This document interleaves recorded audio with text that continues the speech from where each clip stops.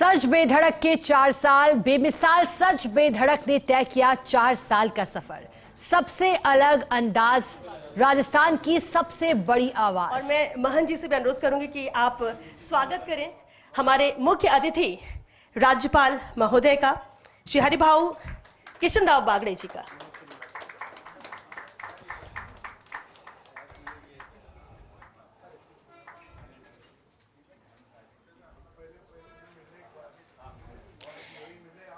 मैं आमंत्रित करना चाहूंगी जिनेन्द्र सिंह शेखावत जी को, सीनियर एडिटर फर्स्ट इंडिया। आप आए और स्वागत करें। श्री पवन अरोड़ा सर का, CEO and managing editor first India. जोरदार तालियां, क्योंकि जिस तरह से 15 महीने से कोशिश थी, पवन सर का मार्गदर्शन रहा। मैं आमंत्रित करना चाहूंगी शिशिर अवस्थी जी को, डिजिटल हेड फर्स्ट इंडिया। आप आए और स्वागत करें डॉक्टर जगदीश चंद्र जी का, CMD and editor in chief first India. जोरदार तालियां जेसी सर के लिए। मैं श्री धर्मेंद्र शर्मा जी को भी आमंत्रित करूंगी, मार्केटिंग हेड सच बेधड़क। श्री धर्मेंद्र शर्मा जी, आप भी आए और स्वागत करें श्री वीरेंद्र चौधरी जी का, डायरेक्टर फर्स्ट इंडिया न्यूज।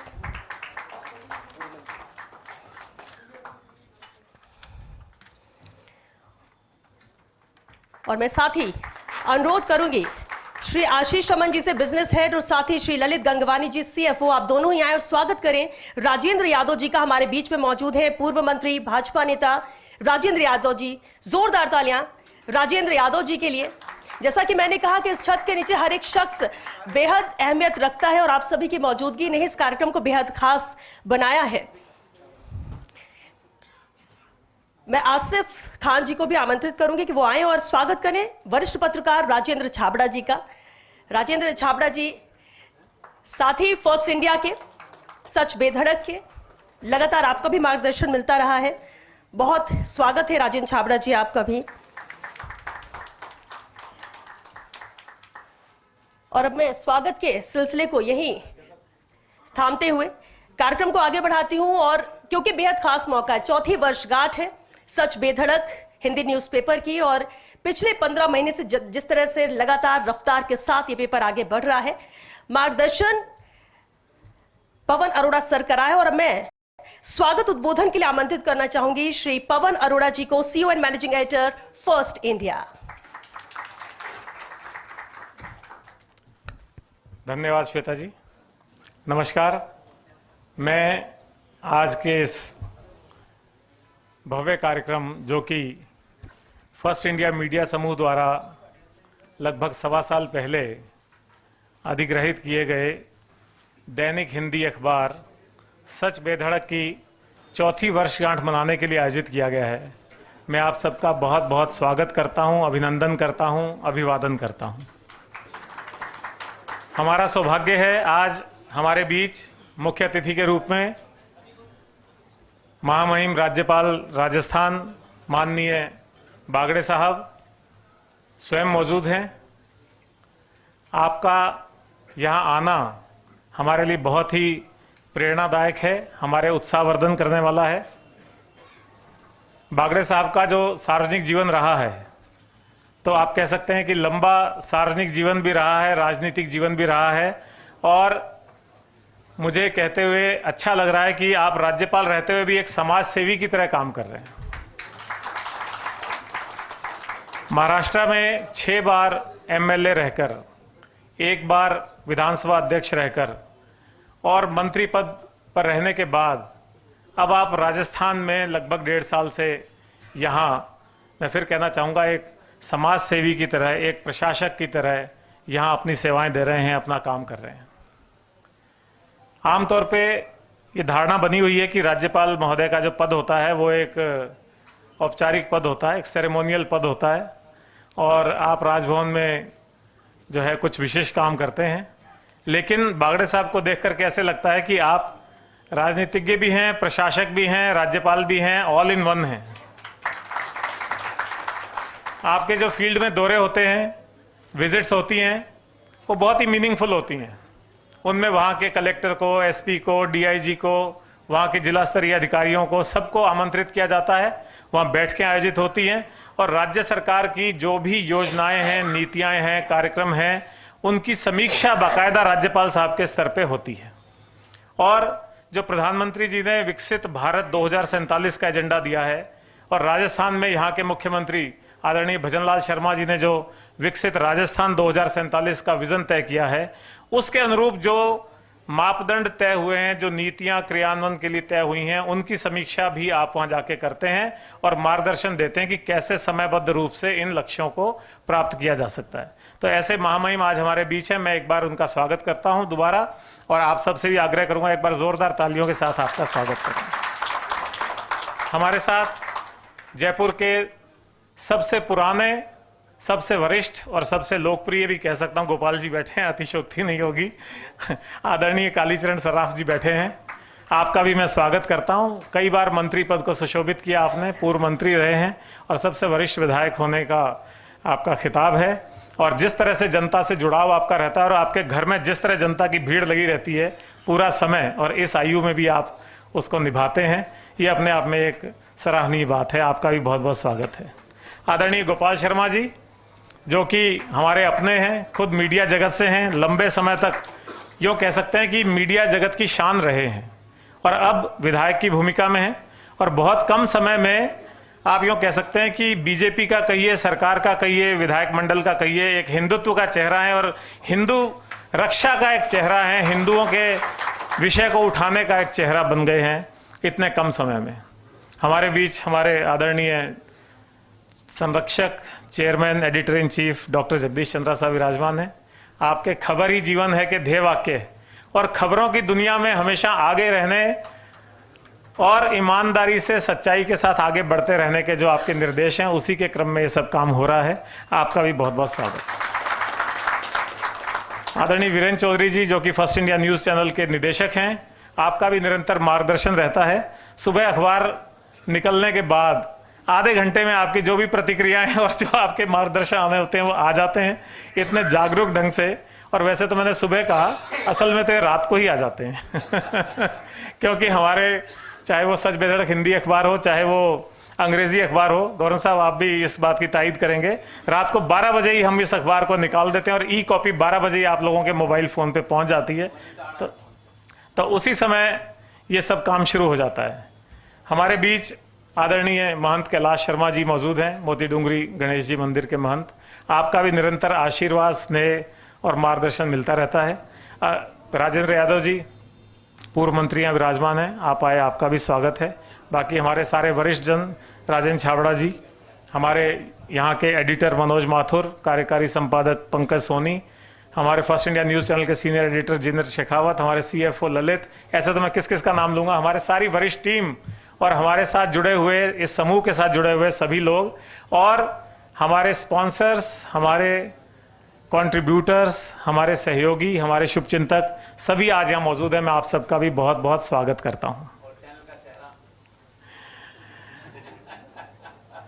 और 4 साल पहले ये अखबार की स्थापना हुई थी। हमने इसको लगभग 1.25 साल पहले अपने हाथ में लिया। 4 साल पहले सृष्टि विनायक एंटरटेनमेंट मीडिया ने, जो कि विनायक शर्मा थे, उन्होंने इस अखबार को शुरू किया था। उसके बाद उनका अध्यात्म में झुकाव हो गया। वो मेरे पास आए, उन्होंने कहा कि मेरा प्रस्ताव है कि फर्स्ट इंडिया समूह इस अखबार को ले ले तो अच्छा रहेगा। तो हमने उनका प्रस्ताव सहर्ष स्वीकार किया और उस दिन से अखबार लेने के बाद हमने फिर पीछे मुड़ के नहीं देखा। और आप देख रहे हैं इस अखबार में जो खास तौर पे आकर्षक साज सज्जा है, जो खबरों का चयन है, जो इसका प्रस्तुतिकरण का तरीका है, वो पाठकों की पसंद बन चुका है। और ये अखबार आम पाठकों का ही नहीं बल्कि राजनीतिज्ञों का, ब्यूरोक्रेट्स का, ओपिनियन मेकर्स का और हमारे कारोबार व्यापार जगत की जुड़ी हुई हस्तियों का सबका पसंदीदा अखबार बन गया है। और निश्चित तौर पे हमारे पास रोज कुछ ना कुछ लोगों के फ़ोन आते हैं जो इसमें अपने सुझाव भी देते हैं, इसकी बड़ाई भी करते हैं, इसकी कमियां भी हमें बताते हैं। कहा जाता है कि यदि सच को बिना लाग लपेट के सीधे सच्चे ढंग से बेधड़क तरीके से परोस दिया जाए या रख दिया जाए तो गहरा असर करता है। तो हमने इसी थीम को ध्यान में रखते हुए इस अखबार को चलाया है। डिजिटल क्रांति के इस युग में जबकि सूचना भ्रम ज़्यादा पैदा करती है उस वक्त ये बहुत एक आवश्यकता थी कि हम सच को सच की तरह सामने रखें, सच को परखें, और हमने इसी चीज़ को किया। और हमने कभी भी इस अखबार में कोई भ्रामक या आप कह सकते हैं कि तथ्यों से विपरीत खबर का प्रकाशन नहीं किया। सरकार के जनहित के कामों को, सरकार की योजनाओं को, सरकार की नीतियों को आम जनता तक पहुंचाया, उनको इस बारे में जानकारी दी, लेकिन साथ ही सरकार की नीतियों पर सवाल भी उठाए। जहां कोई कमियां थी वहां उनकी कमियों को भी हमने इंगित किया। और मुझे खुशी है कि हमारे इस ईमानदार प्रयास को आदरणीय मुख्यमंत्री भजनलाल शर्मा जी ने और पूरी सरकार ने सराहा, सहयोग दिया और इस अखबार को इतने कम समय में राज्य स्तरीय मान्यता का अखबार बना दिया। आज ही मुख्यमंत्री महोदय का खुद का प्रवासी भारतीय दिवस पे एक लेख सच बेधड़क में छपा है, साथ ही अंग्रेजी अखबार में भी छपा है। आदरणीय वासुदेव देवनानी जो कि विधानसभा अध्यक्ष हैं, उनका लेख भी आज फर्स्ट इंडिया के अलावा सच बेधड़क अखबार में छपा है। और माननीय मुख्यमंत्री जी ने अपने ट्विटर हैंडल से उन लेखों को ट्वीट भी किया है। तो आप सोच सकते हैं कि इस अखबार की प्रासंगिकता कितनी बढ़ गई है कि आदरणीय मुख्यमंत्री स्वयं अपने लिखे हुए लेख को इसमें प्रकाशित हो रहा है और फिर यहाँ से ट्वीट भी हो रहा है। आदरणीय गवर्नर साहब आज यहाँ आ गए हैं तो हम सबका मनोबल और बढ़ गया है, उत्साह और बढ़ गया है। और अभी तक जो हमारी टीम है, मनोज माथुर एडिटर के नेतृत्व में, पंकज सोनी के सहयोग से, और बाकी पूरी वरिष्ठ एडिटोरियल टीम है, अच्छे फोटोग्राफर्स हैं, अच्छे डिजाइनर्स हैं, अच्छे रिपोर्टर्स हैं, वो सब हमारे साथ हैं। और एक आखिरी चीज जो मैं आपके ध्यान में लाता हूं सर, वो ये कि फर्स्ट इंडिया मीडिया समूह में ये सच बेधड़क अखबार नहीं है। जैसा आप देखते हैं, आप खुद उस चैनल को देखते हैं, फर्स्ट इंडिया न्यूज चैनल आप देखते हैं, और अंग्रेजी का जो फर्स्ट इंडिया अखबार है उसकी पहुंच दिल्ली में खास तौर पे वहां के जो पावर कॉरिडोर्स हैं, जो हु इज हु हैं, जो ओपिनियन मेकर्स हैं, जो लोग मैटर करते हैं, उन सबके पास वो अखबार जाता है। इसके अलावा एक ओटीटी प्लेटफॉर्म हमने लगभग 2 साल पहले लॉन्च किया था, उस ओटीटी प्लेटफॉर्म की भी बहुत अच्छी रीच हो गई है। और भारत 24 जो कि हमारा नेशनल हिंदी चैनल है, जो आदरणीय जगदीश चंद्रा जी उसके सीईओ एंड मैनेजिंग एडिटर हैं, उस चैनल की भी बड़ी धूम है। और सरकार में उसको आप कहते हैं विजन ऑफ न्यू इंडिया, उसकी टैगलाइन ये है विजन ऑफ न्यू इंडिया, जो मोदी जी की टैगलाइन है। तो वो विजन ऑफ न्यू इंडिया का चैनल भी अपना बहुत ही महत्वपूर्ण स्तर बनाए हुए, और पहले 3, 4, 5 चैनल के बीच में उसकी गिनती होती शो नाम से आता है, जिसकी करोड़ों में रीच है। और पिछले 2 साल में 100 से ज्यादा ऐसे जेसी शो हुए हैं जो कि प्रधानमंत्री जी से संबंधित रहे या प्रधानमंत्री जी की यात्राओं से संबंधित रहे, और उनकी करोड़ों में आउटरीच है। तो ये सारी चीजें 5 चीजें हो गई एक तरह से। मैं आपका ध्यान इसमें कहना चाहता हूं, आज से हमने बिना जेसी सर की इजाजत के भारत 24 को भी इसमें शामिल कर लिया है, अपना यो कह रहे बाल अधिकार लेते हुए। तो हमारे ग्रुप में अब हम मानते हैं कि भारत 24 भी है, फर्स्ट इंडिया न्यूज चैनल भी है, फर्स्ट इंडिया अंग्रेजी अखबार भी है, सच बेधड़क हिंदी अखबार भी है, और हमारा OTT platform first India plus भी है। और बहुत जल्दी आज हम गवर्नर साहब से विमोचन भी कराएंगे उस पोस्टर का। उसमें हम ये कहना चाह रहे हैं कि आप एक मोबाइल ऐप डाउनलोड करिए फर्स्ट इंडिया प्लस, और उस पर आपको ये 5 चीजें मिलेंगी एक ही मोबाइल ऐप पे। इसको हमने नाम दिया है मीडिया का पंच तत्व।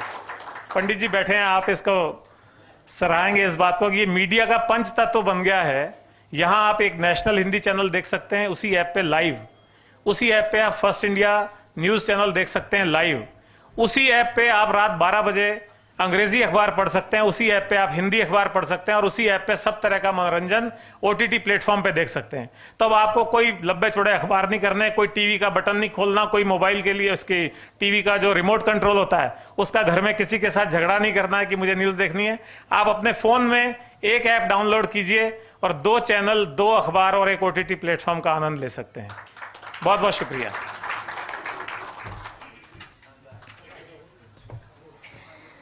बहुत शुक्रिया पवन सर। बहरहाल चलिए मैं कार्यक्रम को आगे बढ़ाते हुए अब उद्बोधन के लिए आमंत्रित करना चाहूंगी श्री वीरेंद्र चौधरी जी को, डायरेक्टर फर्स्ट इंडिया न्यूज। जोरदार तालियों के साथ स्वागत कीजिए वीरेंद्र चौधरी जी का।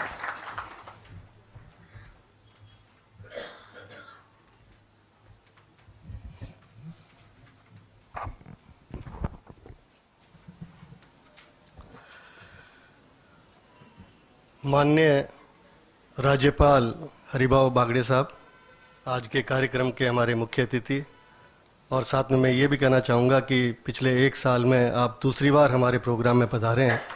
मैं आपका विशेष स्नेह आपका रहा। आम उत्सव था, आम उत्सव में आप पधारे थे और आपके उद्बोधन से हम सब लोग बहुत लाभान्वित हुए। दूसरी जो बात मैं आपके बारे में अपने आप को जोड़ के देख पाता हूँ, आपने अपने जीवन काल में ग्रामीण विकास को लेकर के जिस तरीके से सहकारिता आंदोलन को लेकर के काम करते हुए किसानों को, दूध उत्पादकों को और जो शुगर केन के फार्मर्स हैं उनको जोड़ते हुए जो काम किया है, वो हमें यूं लगता है कि जीवन काल के अंदर अगर इस प्रयास का एक अंश भी हम कर लें तो राजस्थान के किसान लाभान्वित होंगे। 60 साल के जीवन काल में आपने न सिर्फ पंक्ति के सबसे आखिरी व्यक्ति को अपने अनुभव का लाभ पहुंचाया, बल्कि विशेष तौर से ग्राम के अंदर बैठे हुए उस व्यक्ति को ऊर्जा देते हुए वो रास्ता दिखाया जिससे कि वो खेती से निकल करके और ऐसे प्रयोग करे जो उसको आर्थिक रूप से मजबूत करे। ये आपके सहकारिता आंदोलन के प्रयासों के कारण ही आज महाराष्ट्र विशेष तौर से हिंदुस्तान के अंदर अपना एक अलग स्थान रखता है सहकारिता के अंदर। तो आपसे ये प्रेरणा हम लोग निश्चित तौर पे अपने जीवन काल में लेंगे और आगे लेके चलेंगे। उसके बाद में हमारे बीच में मालवीय नगर विधायक बैठे हैं, वन ऑफ द वरिष्ठ विधायक हैं।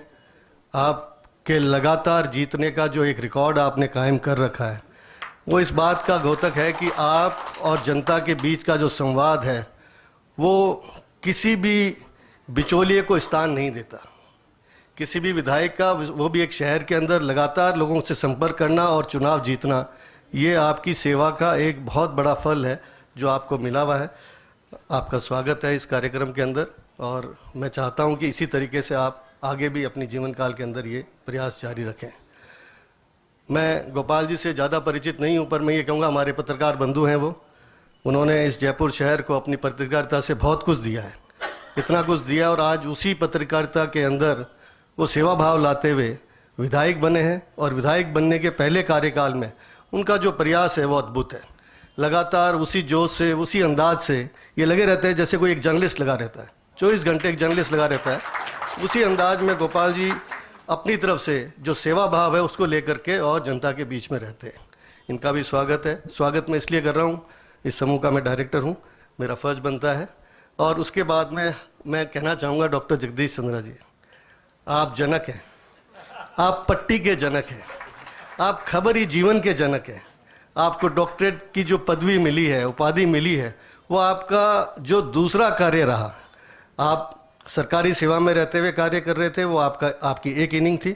जो आपकी दूसरी इनिंग है और विशेष तौर से इस समाचार जगत में जो इनकी इनिंग है, इनके जो प्रयोग हैं, मुझे लगता है आने वाले वर्षों तक इस प्रयोग को लेकर के कहीं ना कहीं विचार और चिंतन चलता रहेगा कि ये बोल्ड डिसीजन थे। मैं जब अपना चैनल शुरू कर रहा था, उस वक्त जब मैं कंसल्टेंट से मिला तो जो मशीन सप्लायर्स थे उन्होंने कहा कि साहब ये पट्टी वाला सिस्टम समझ में नहीं आता, क्योंकि ज़्यादातर मशीन सप्लायर्स थे वो फॉरेन के थे। उनका खबर तो हम दिखा सकते पर ये आप पट्टी की क्या बात कर रहे हो। तो हमने कहा आप जा करके ईटीवी देखो, और तब आप ईटीवी के अंदर थे, ईटीवी को देखो, समझो कि पट्टी क्या है। ये चैनल के अंदर चैनल है और विशेष तौर से एक ऐसा प्रयोग, और आज भी जो विदेशों से टीवी चैनल के इक्विपमेंट देते हैं उनके पास इसका समाधान नहीं है। आज भी वो समाधान हमारे देश के ही जो इक्विपमेंट सप्लायर हैं वो ये समाधान दे पा रहे हैं। तो आप खुद अपने आप में एक शिक्षा का केंद्र है, मीडिया जगत के अंदर आपको बड़े आदर भाव से देखा जाता है और आपका जो जोश जज्बा जो है वो अनुकरणीय है।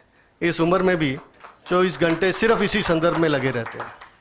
तो आपका मार्गदर्शन जो है फर्स्ट इंडिया मीडिया ग्रुप को मिलता रहेगा और आप इसी तरीके से, इसी जोश से हमारे साथ लगे रहेंगे। और अब हमारे पवन जी, देखिए मतलब इन्होंने, देखिए मैं मतलब क्या बताऊं आपको कि ये जो फर्स्ट इंडिया मीडिया ग्रुप है इसकी स्थापना 2013 में हुई थी। एक चैनल शुरू हुआ और उस चैनल को जो सही मायने में दिशा दी गई वो 2018 में दी गई, और 2018 के बाद में जगदीश चंद्रा जी ने अपने प्रयासों से फर्स्ट इंडिया न्यूज़पेपर चालू किया। ये सब चलते चलते हमें करीब करीब जो है ये समझ लो 8-9 साल निकल गए और फिर पवन जी का आगमन हुआ। इन्होंने आते ही पहले साल में फर्स्ट इंडिया प्लस, एक एंटरटेनमेंट के लिए अलग प्लेटफॉर्म, और बात पूरी होती उससे पहले ही सच बेधड़क का अधिकरण। और सच बेधड़क कोई एक अखबार नहीं है, ये एक नई पहचान है। आपने ठीक कहा कि सच बेधड़क अपना एक नया स्थान कायम किया, एक पहचान बन गई है। आज पावर कॉरिडोर्स की बात कर लो, आज कहीं पर भी आप चर्चा कर लो, हो सकता है कि इसका सर्कुलेशन उस स्तर पे नहीं हो, उसके कई कारण हो सकते हैं, पर डिजिटल के अंदर जो सर्कुलेशन है और जो पाठक संख्या है, पाठक संख्या के अलावा जो सबसे पहले पढ़ते हैं, हमारे जो स्थापित अखबार हैं उनसे भी पहले खबर सच बेधड़क में पढ़ी जाती है, और ये डिजिटली है, ये छोटी बात नहीं है। और फिर इन सब को मिला करके आज ही जो है राज्यपाल महोदय से उद्घाटन करवाएंगे कि एक ही एप्लीकेशन में सारी चीजें पैकेजिंग जिसको बोलते हैं। So he is a wonderful CEO।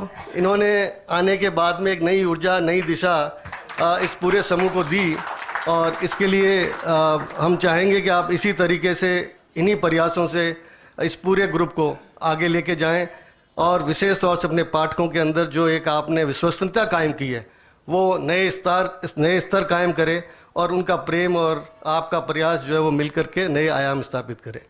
इन शब्दों के साथ मैं आप सबको, विशेष तौर से जो पूर्व कर्मचारी इस सच बेधड़क के स्थापना के समय थे, वो जो आज हमारे साथ नहीं हैं, और जो साथी हैं, उन सबको मैं आभार प्रकट करता हूं, धन्यवाद प्रकट करता हूं कि आप लोगों के प्रयासों से, लीडरशिप यहाँ पर है पर मेहनत आप लोग करते हैं, और उस मेहनत का नतीजा है कि आज हम लोग सब यहाँ इकट्ठे होकर के चौथी वर्षगांठ मना रहे हैं। इन सब चीज़ों के लिए आप सब लोगों का बहुत बहुत आभार, धन्यवाद।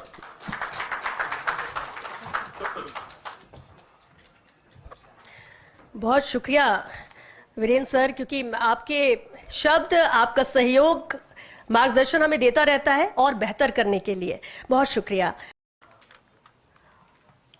और अब मैं इस कार्यक्रम को आगे बढ़ाते हुए उद्बोधन के लिए आमंत्रित करूंगी डॉक्टर जगदीश चंद्र जी को, CMDN editor in chief, first India. जोरदार तालियों के साथ स्वागत कीजिए डॉक्टर जगदीश चंद्र जी का।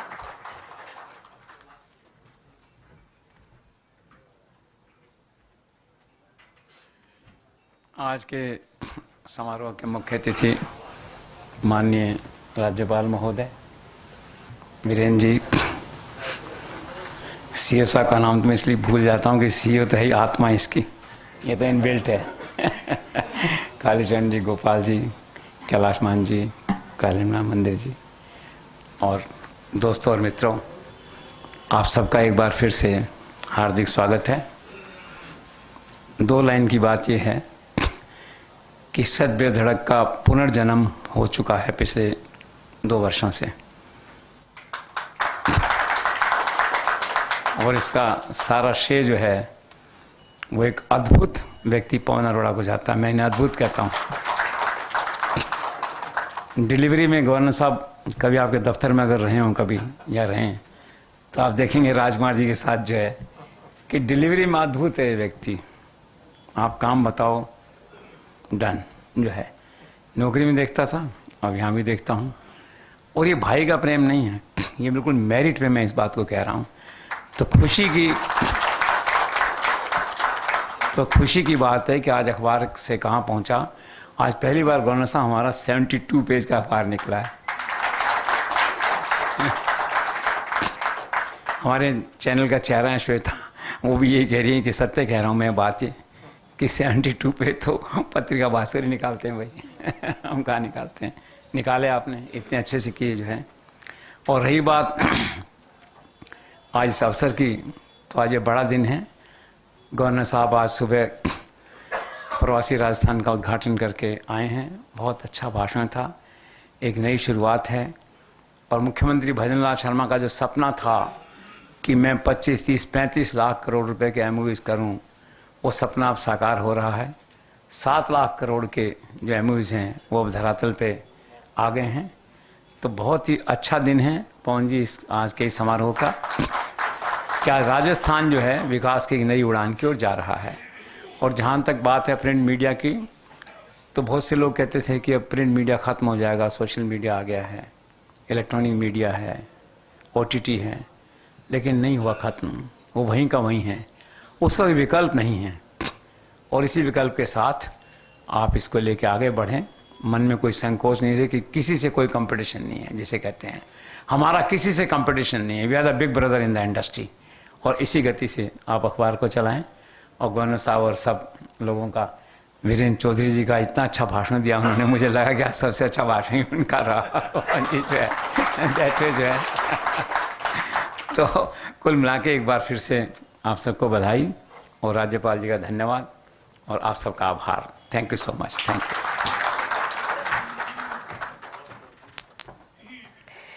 बहुत शुक्रिया जेसी सर। और अब मैं आमंत्रित करना चाहूंगी उद्बोधन के लिए श्री गोपाल शर्मा जी को, विधायक सिविल लाइंस। जोरदार तालियों के साथ स्वागत कीजिए गोपाल जी का।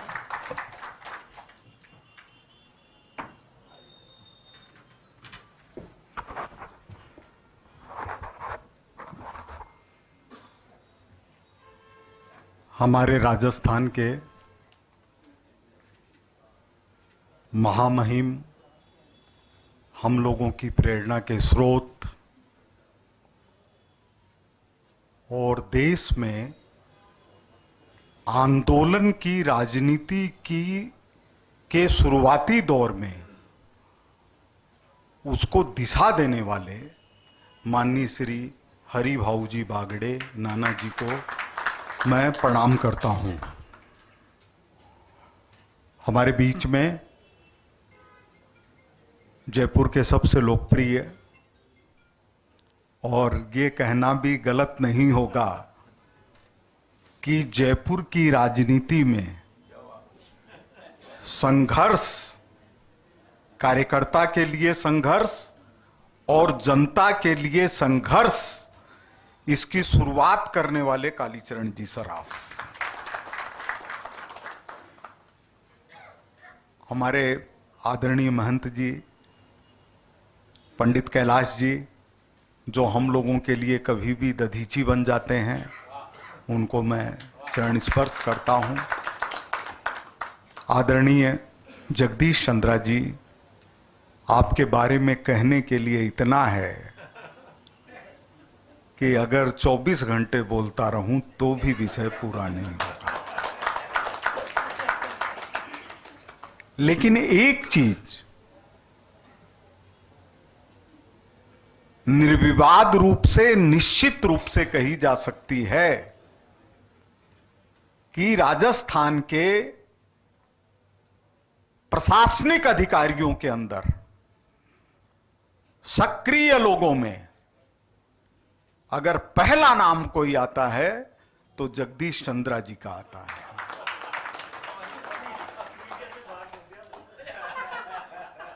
पहला नाम जो आता है वो जगदीश चंद्रा जी का आता है। और ये कहते समय मेरे दिमाग में बीबीएल माथुर जी भी घूम रहे हैं, रमणन साहब भी घूम रहे हैं और एमएल मेहता जी भी घूम रहे हैं। इसके बावजूद मैं कहता हूं कि सक्रियता के अंदर अगर कोई नाम है पहला तो आपका है जगदीश चंद्रा जी।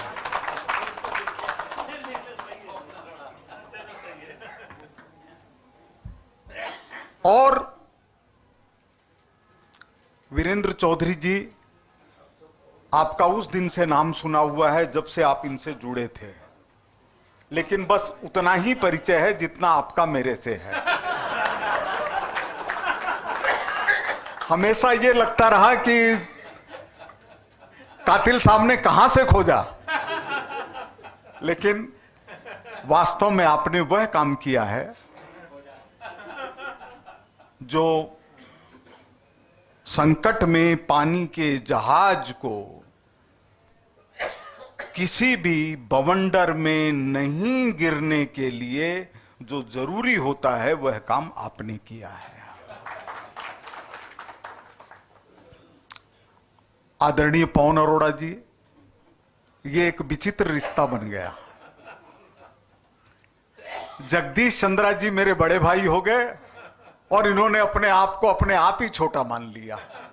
लेकिन ये मैं कह सकता हूं कि राजस्थान के अंदर सबसे बड़ा भ्रष्टाचार का केंद्र था तो वो जेडीए को आवासन मंडल पीछे छोड़ चुका था और इसलिए उसका लाभ में आना बहुत बड़ा विषय होता था। लाभ के लिए था ही नहीं, हाउसिंग बोर्ड बंद हो रहा था और उसके लिए प्रस्ताव आ चुका था कि हाउसिंग बोर्ड को बंद कर दिया जाए, लेकिन पवन को कौन रोक सकता है? क्षितिजल पावन गगन समीरा, पंच तत्व से बनत शरीरा। तो अरोड़ा साहब ने जो करके दिखाया। और एक चीज मैं और कहूं कि बहुत थोड़े में बोलना है, क्योंकि हम लोगों को आशीर्वाद लेना है, कि आपके सीईओ बनने से 8-10 साल पहले मैं यह मान चुका था कि चंद्रा साहब को वारिस मिला हुआ है। आपका आना एक घटना हुआ, लेकिन हमारे लिए वो घटना नहीं थी, क्योंकि और कोई व्यक्ति नहीं था। और चंद्रा साहब, आप एक संस्थान हैं, आप एक व्यक्ति नहीं हैं। और मैंने देखा है, विभिन्न अवसरों के ऊपर देखा है, इनका जो टाइम मैनेजमेंट है, इनका जो अपने व्यक्ति के प्रति विश्वास है, अपने साथियों के प्रति जो प्रेममय भावना है, वो आपको कहीं नहीं मिलेगी। इनके चतुर्थ श्रेणी कर्मचारी के मन में इनके प्रति इतना प्यार है कि हमको देखने से नहीं मिलेगा।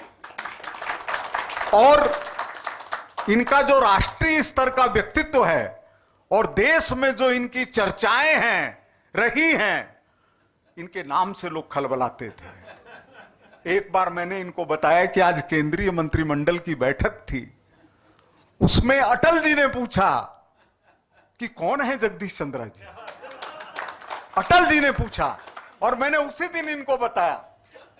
मैंने कि उन्होंने पूछा कौन है ये, और इन्होंने न केवल पट्टियां शुरू की, बल्कि इलेक्ट्रॉनिक चैनल्स के अगर जन्मदाता जयपुर में कोई है तो असल मायने में जगदीश चंद्रा जी हैं। क्योंकि जन्मदाता के लिए 6 मासीए के माता और पिता को नहीं गिना जाता, उसके लिए तो 9 महीना होना ही चाहिए।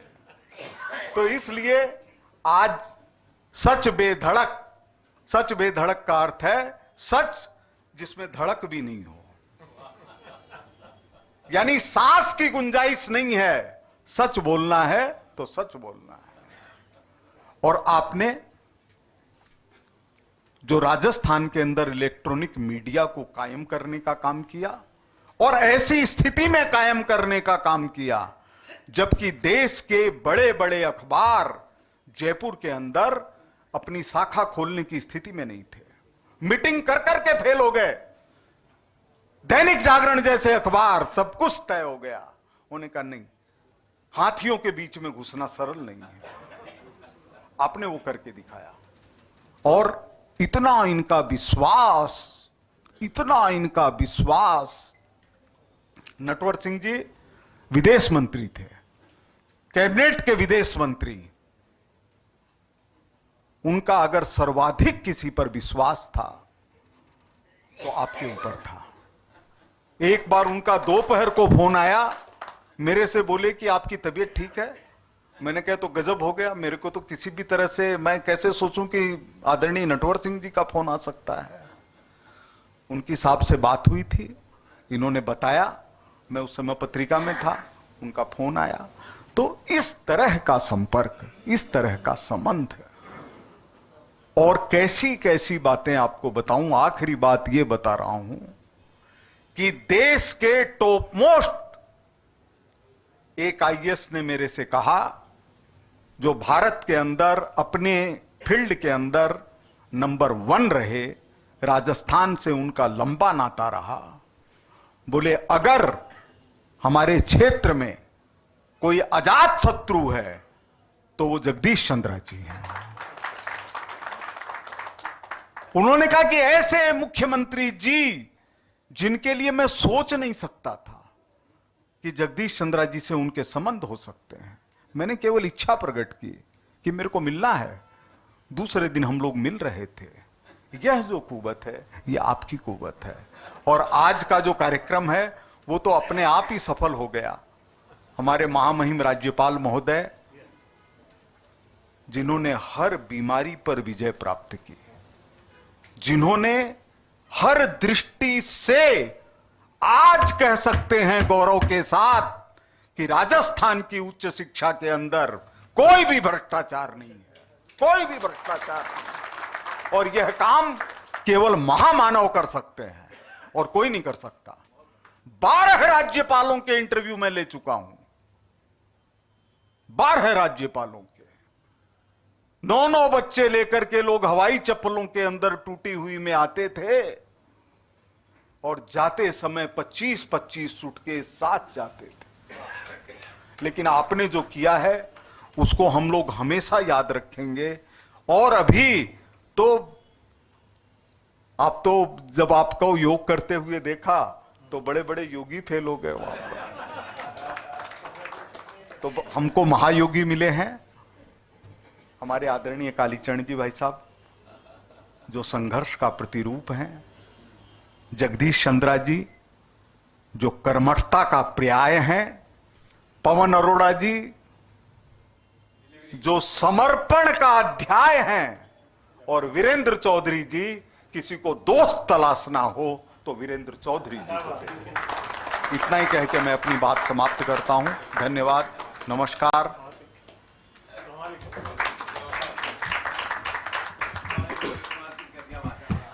बहुत शुक्रिया गोपाल शर्मा जी। हमेशा आपको सुनना बहुत ही बेहतर होता है, बहुत कुछ सीखने को मिलता है और आज भी आपने वही किया। बहुत शुक्रिया, जोरदार तालियां गोपाल जी के लिए।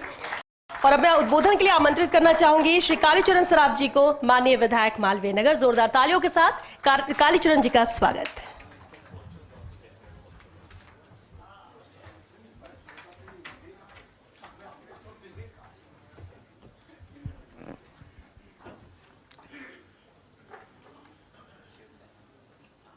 सच बेधड़क के चौथी वर्षगांठ के इस भव्य और गरिमामय कार्यक्रम में मुख्य अतिथि के रूप में हमारे बीच में पधारे महामहिम राज्यपाल आदरणीय बागड़े जी,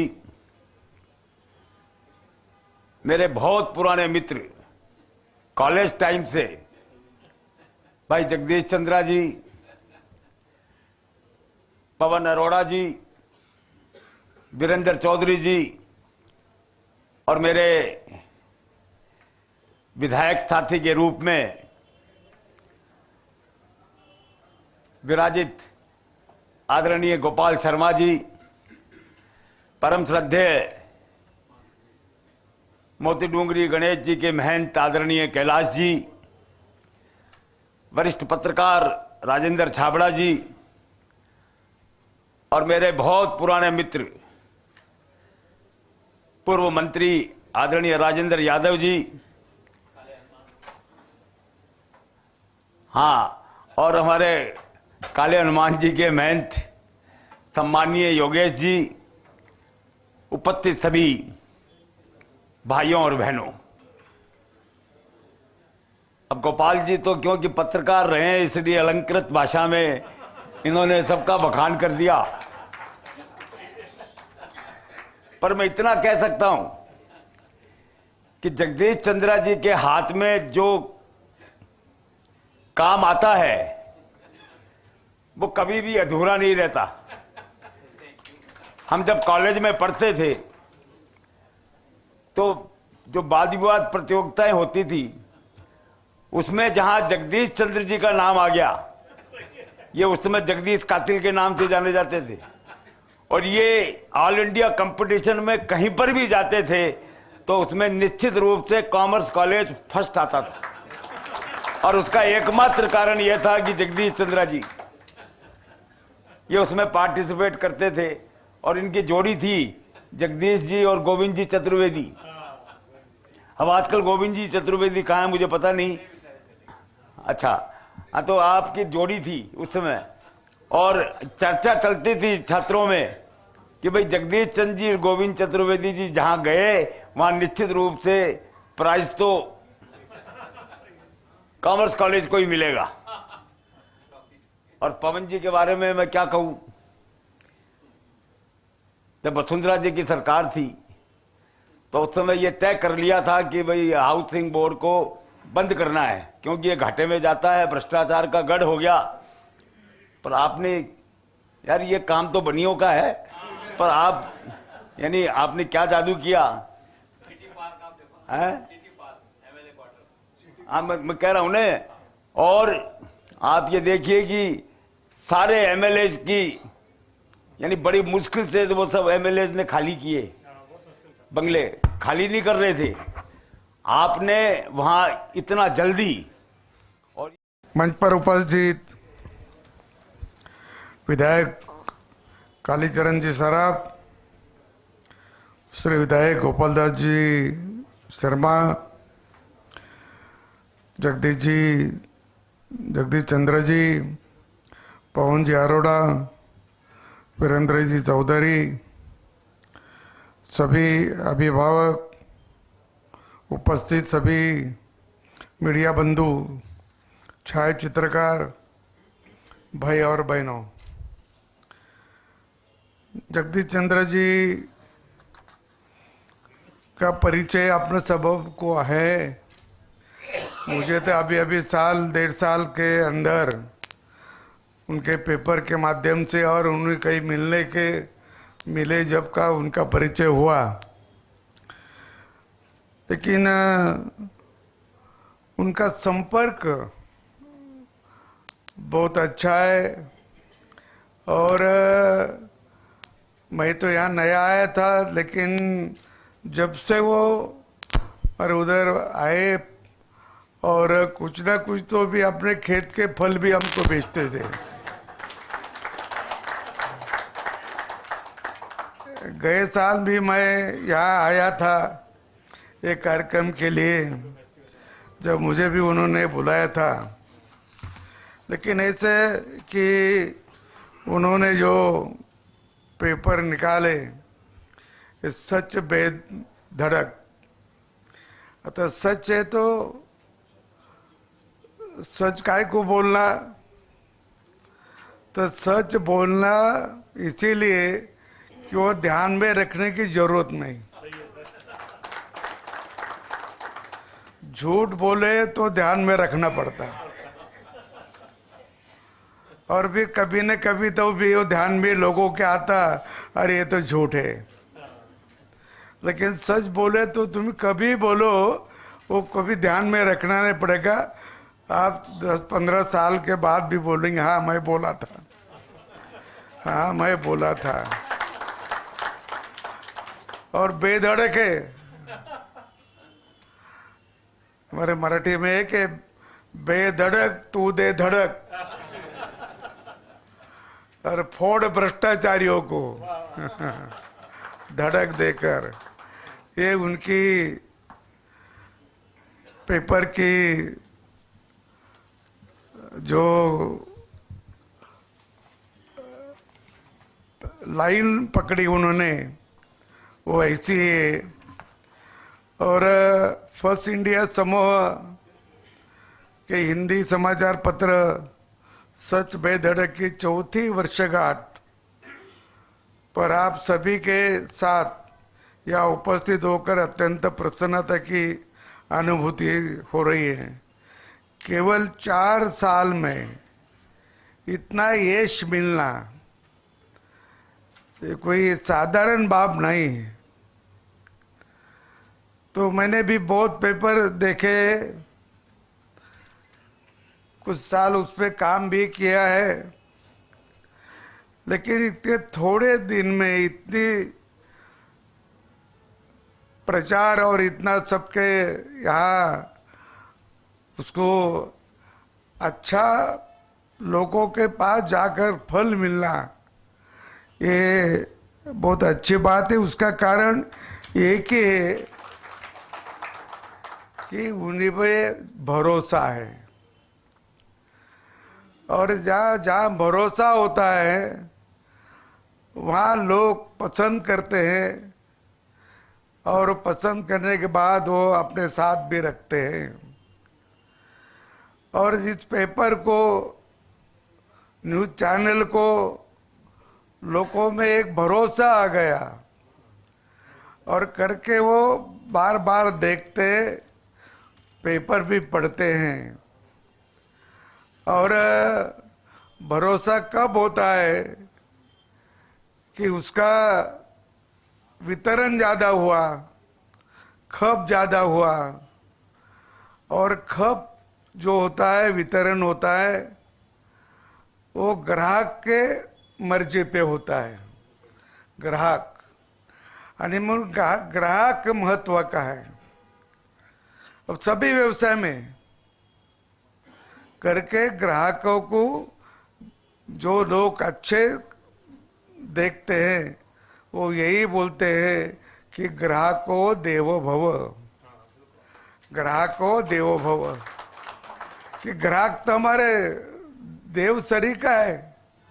क्यों सभी व्यवसाय ग्राहकों के पर ही अवलंबन है। और जिन उद्योग ने जिस व्यवसाय में ग्राहकों का मन जीता, वो व्यवसाय कभी कम नहीं होने वाला, वो बढ़ते रहेगा, बढ़ते रहेगा। और एक बात है उसमें कि व्यवसाय में जो इतना क्वालिटी तो होती है, और क्वालिटी तो कोई ऐसा नहीं बोलता कि मेरी क्वालिटी खराब है। सभी बोलते अपने अपनी क्वालिटी तो अच्छी है, लेकिन वो ग्राहक के पसंद होना और बार बार ग्राहक उससे देखना, पढ़ना। और यहाँ एक सेवा भाव भी होता है व्यवसाय में, सेवा भाव। और जिसके मन में सेवा भाव है वो व्यवसाय भी कभी बंद नहीं होता, चलते रहता। तो पवन जी हो, नरेश चंद्रा जी हो, जगदीश जी, ये सब सेवा भाव वृत्ति से काम करते हैं। और यही सेवा भाव वृत्ति जो होती है वही अपने व्यवसाय को गति देती है। बोले सेवा भाव का भी एक महत्व है। और मैं आप सभी को बधाई और शुभकामनाएं देता हूं। मुझे बताया गया है कि 27 सितंबर 2024 को सच बेधड़क का फर्स्ट इंडिया ने अधिग्रहण किया था। इसके बाद तेजी से इस समाचार पत्र ने अपनी विशिष्ट पहचान बनाई है। मैं इसका भी पाठक हूँ, इसीलिए कह सकता हूँ कि समाचार और विचार दोनों ही दृष्टि से ये समाचार पत्र लोकतांत्रिक मूल्यों की प्रतिष्ठा करते हुए मीडिया के चौथे स्तंभ के रूप में अपनी महती भूमिका निभा रहा है। मैं ये मानता हूँ कि लोकतंत्र को सुदृढ़ करने के, उसे पोषित करने और उसके प्रति आम जन में आस्था बनाए रखने का महत्वपूर्ण कार्य समाचार पत्र ही करता है। संविधान ने हमें अधिकार दिए हैं, अधिकार के साथ साथ कर्तव्य भी दिए हैं। और निर्धारित किए गए उनके प्रति जागरूक करने का कार्य भी समाचार पत्र के द्वारा ही प्रत्यक्ष और अपरोक्ष दोनों रूपों में किया जाता है। संविधान को तो अपने को अधिकार दिया है, अभिव्यक्ति स्वातंत्र्य भी दिया है। अभिव्यक्ति स्वातंत्र्य, इसका अलग अलग लोगों ने अर्थ ही लिया। अभिव्यक्ति बोलेगा हम जो बोलेंगे वो सही, हम जो कुछ भी करेंगे वो ही सही। तो ये बात तो नहीं संविधान में। तुम किसी का अपमान करो, किसी की बेइज्जती करो, किसी को गालियां दो, ये तो उसका अर्थ होता नहीं। अभी आपने जो अधिकार दिया है उसका ये अर्थ होता नहीं। लेकिन लोग कर रहे, और करते क्यों? तो उसको प्रसिद्धि भी मिलती करके। उसको प्रसिद्धि नहीं मिली तो वो बोलेंगे नहीं। लेकिन ऐसे ऐसे जो बोलने वाले करने वाले, उनको कहीं न कहीं पेपर में आता है अपना नाम। विधानसभा ने किसी ने अच्छा बात भाषण किया तो वो कम आएगा, नहीं तो नहीं आएगा। पर किसी ने गाली गलौज किया तो पहले पेज पे आएगा, क्योंकि वो न्यूज वैल्यू है उसको, न्यूज वैल्यू। सकारात्मक को न्यूज वैल्यू नहीं मानते लोग,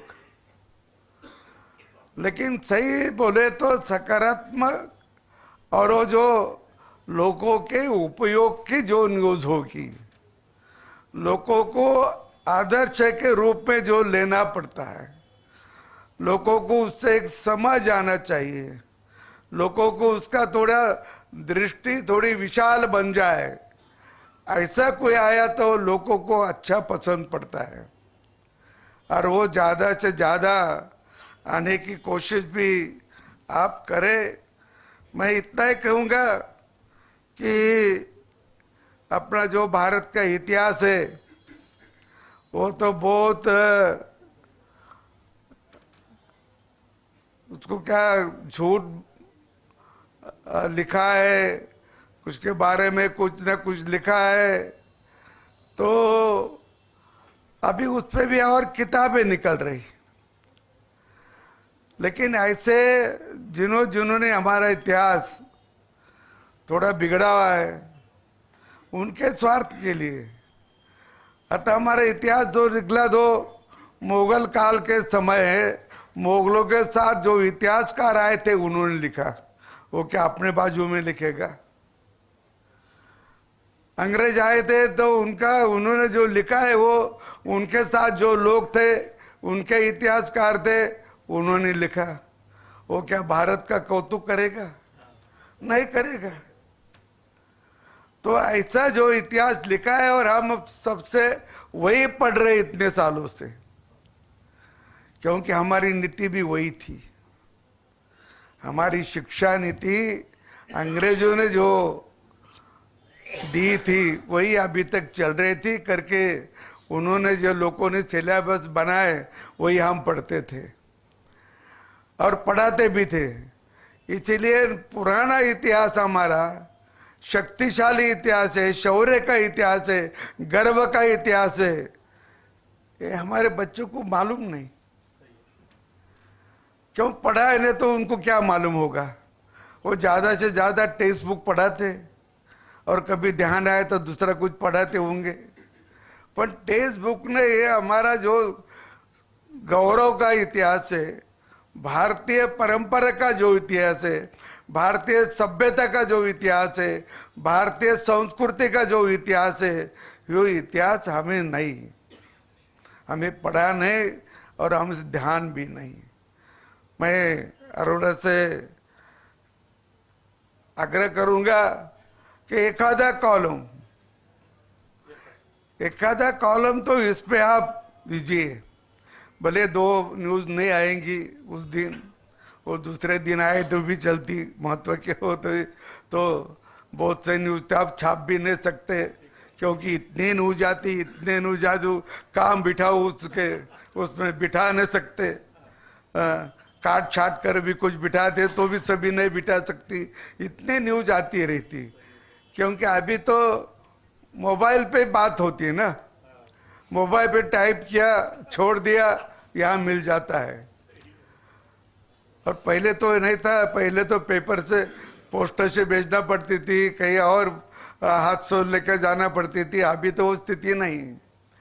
तो इसीलिए एखादा कॉलम की जो पुराना इतिहास हमारा सही लिखा गया नहीं, उसके बारे में जो अभी अभी लोग लिख रहे हैं, तो उसका सही जो है वो लिखा तो नए लोगों को या अपने तरुण लोगों को भी उसका मालूमात हो जाएगा, और वो भी आप ही करने की आवश्यकता भी है। वो करना गरज का भी है और इसीलिए विधायिका, कार्यपालिका, न्यायपालिका, बाद में मीडिया को लोकतंत्र के चौथे स्तंभ के स्वीकार किया गया है, इसलिए कि इसके जरिए जनमत का निर्माण होता है। जनता के अधिकारी की रक्षा करने के साथ ही बहुत बार जनता की आवाज बनने का कार्य भी मीडिया कर सकता है। बहुत बार ऐसा होता कि एखादे बार जो अन्याय हुआ, अत्याचार हुआ, वो समझ में नहीं आता। जब पेपर में बात नहीं आएगी, जब सभी तरफ उसका माहौल बन जाता है, लोग भी जागरूक होते हैं, फिर रास्ते पे आते हैं, फिर उसको न्याय मिलता है। पर जब तक वो मालूम नहीं होती तब तक लोगों के पास भी उसकी मालूमात नहीं रहती। इसके लिए लोग उसके बारे में अंधेरे में रहते हैं। पत्रकारिता के जरिए जब इतना बड़ा कार्य साधा जाता है तो मीडिया की जवाबदेही भी बढ़ जाती है, और ये जवाबदेही तो अपने सपने महत्वपूर्ण है। और इसीलिए मैं ये मानता हूं कि आजाद और जीवंत प्रेस ही लोकतंत्र की सबसे बड़ी ताकत है। राष्ट्रपिता महात्मा गांधी ने कहा था कि पत्रकार देश सेवक और लोक सेवक हैं। उसे अन्याय, अनीति, अत्याचार और पराधीनता के विरुद्ध लोक शिक्षक एवं लोक जागरण के प्रति प्रतिबद्ध होना है। उनके इस कहे में अपनी बात सम्मिलित करते हुए कहना चाहूंगा कि पत्रकारिता का अर्थ ही है जन मुद्दों को प्रति संवेदनशील रहते हुए लोकतांत्रिक मूल्यों में लोगों के आस्था बनाना रखना है। और जरूरी वही बात है। और मैं ये भी सोचता था कि अखबार में उपदेश होना और सीखने तरीका कुछ मिलना वो भी जरूरी बात है। और देश के प्रति, संस्कृति के प्रति, समाज के प्रति किसी ने अपशब्द उपयोग लिया तो वो जरा उसको प्रसिद्धि नहीं दिया तो वो बंद हो जाएगा। लेकिन प्रसिद्धि मिलती है और प्रसिद्धि के लिए भी लोग अपशब्द का उपयोग करते हैं। ये भी अभी ध्यान में आने की जरूरत है। और मुझे बहुत सारी बातें तो, परंतु समय की सीमा है। चौथी वर्षगांठ की एक बार फिर आपको बधाई और शुभकामनाएं। आपने मुझे यहाँ बुलाया, इसके लिए आभार हूँ। धन्यवाद। जय राजस्थान, जय भारत। मैं आदरणीय राज्यपाल महोदय के ध्यान में लाना चाहता हूं।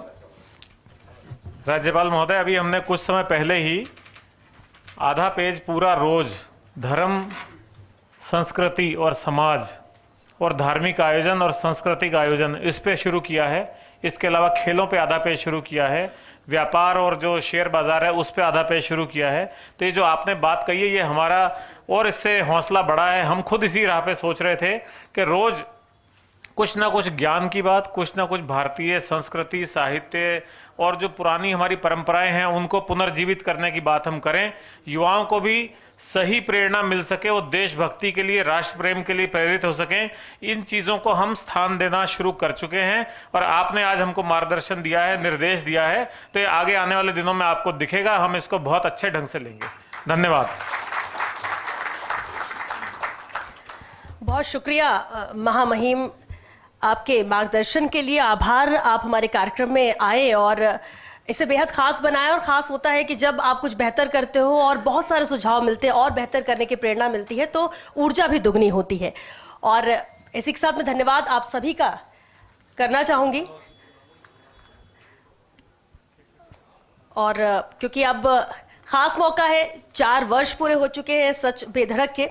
समापन हम करें इस कार्यक्रम का, लेकिन अभी सेलिब्रेशन का वक्त है, तो केक कटिंग के साथ हम आज के इस आयोजन को और भी जोश के साथ मनाना चाहेंगे, क्योंकि महामहिम राज्यपाल श्री हरिभाऊ बागड़े जी हमारे बीच में हैं। उनके साथ ही